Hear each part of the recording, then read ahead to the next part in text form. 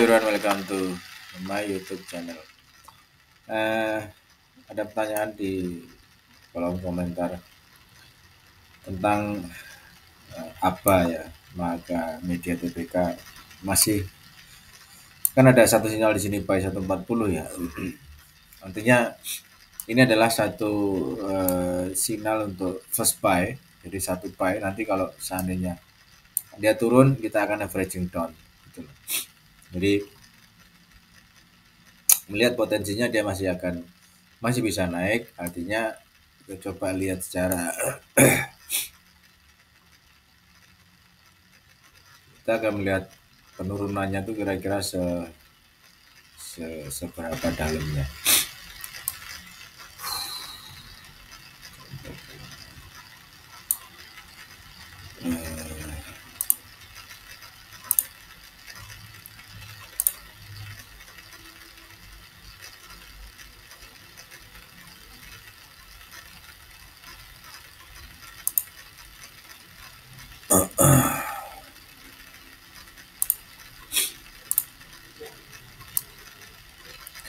Memang kalau melihat dari potensi yang sekarang ini, apa itu bisa ke Rp78 per lembar.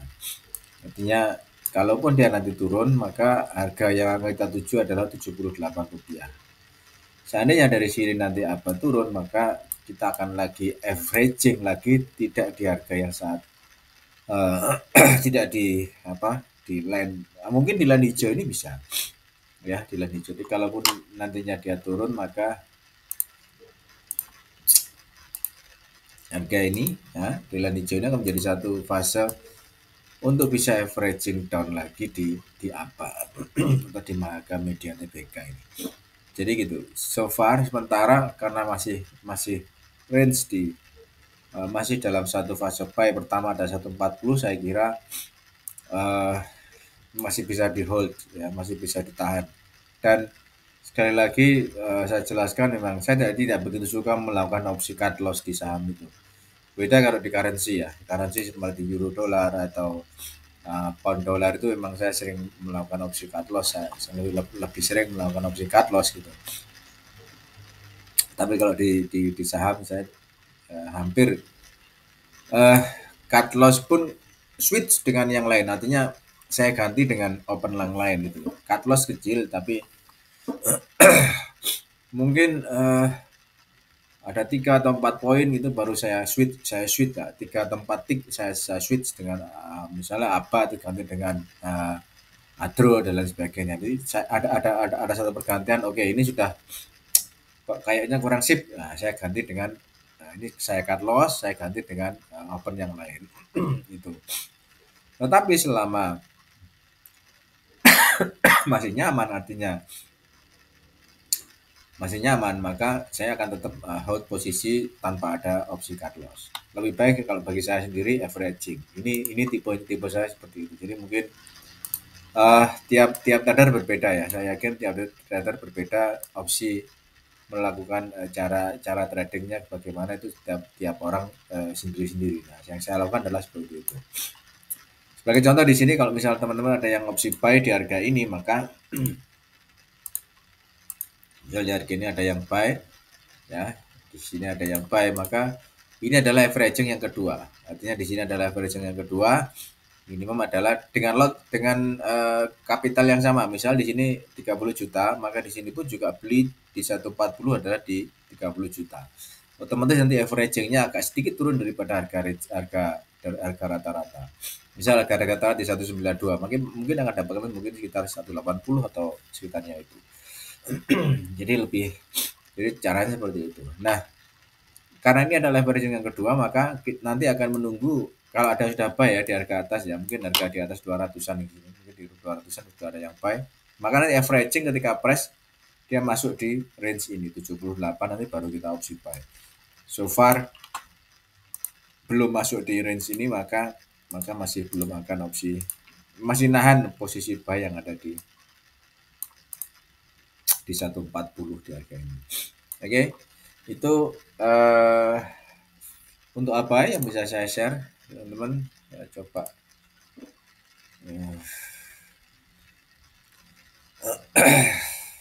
lama apa ya, saya sudah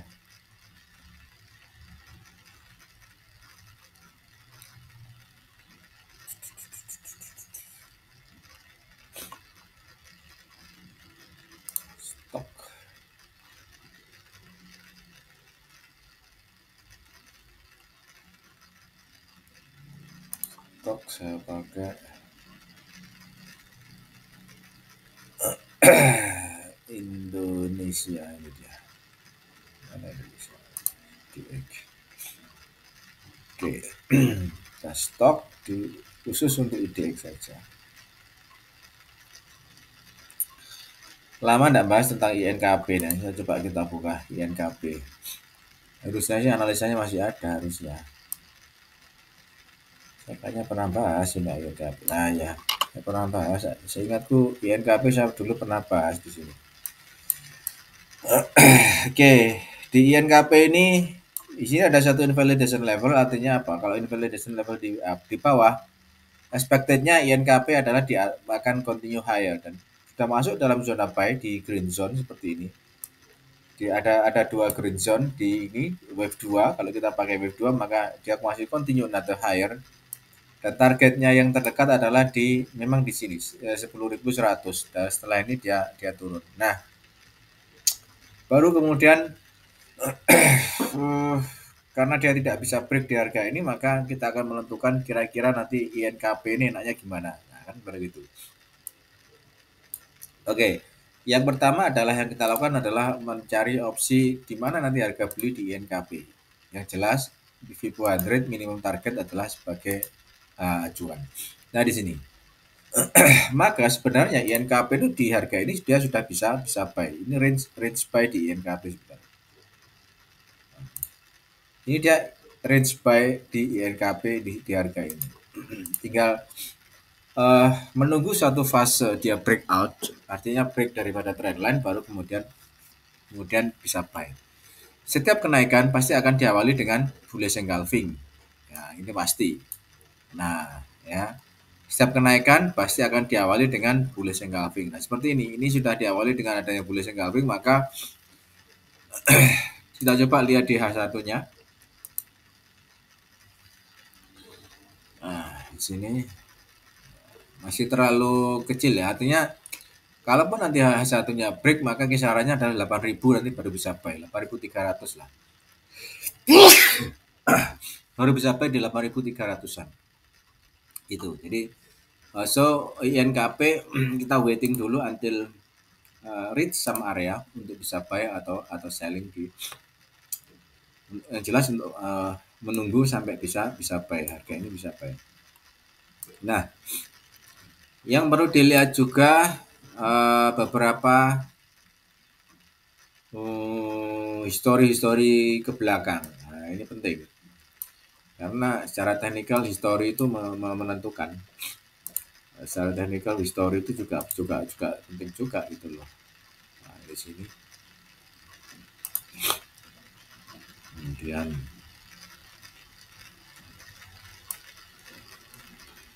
ada lagi enggak ini?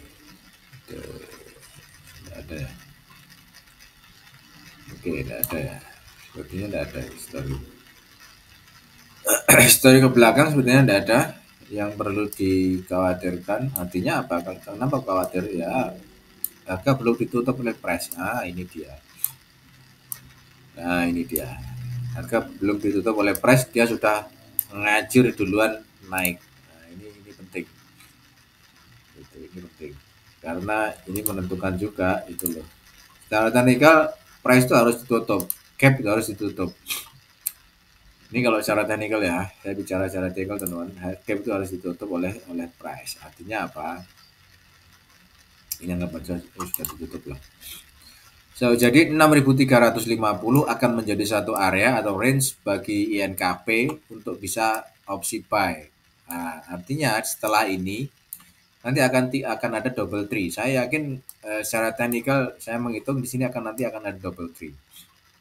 Ya, double tree-nya gimana? Nah, double tree-nya itu setelah ini nanti akan ada satu kenaikan, mungkin di harga sini, ya.